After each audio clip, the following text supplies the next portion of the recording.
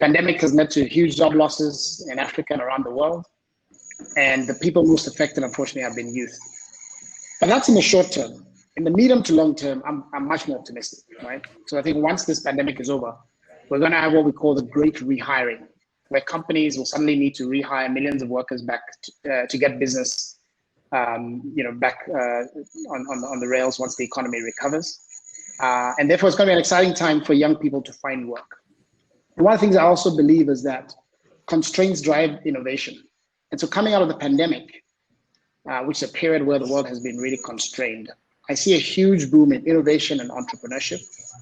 I see new ventures being started, especially that leverage technology. And I think Africa will be able to leapfrog and find more creative ways to deliver goods and services. So there's going to be a great opportunity for young people to become entrepreneurs. And these new entrepreneurs themselves will be hiring.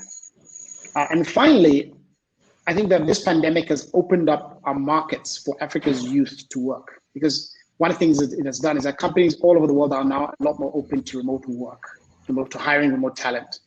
So I think that if we can get our act together, African youth can now work all over the world, and that expands the demand side for employment, expands the market, and literally the world will be the oyster for young Africans.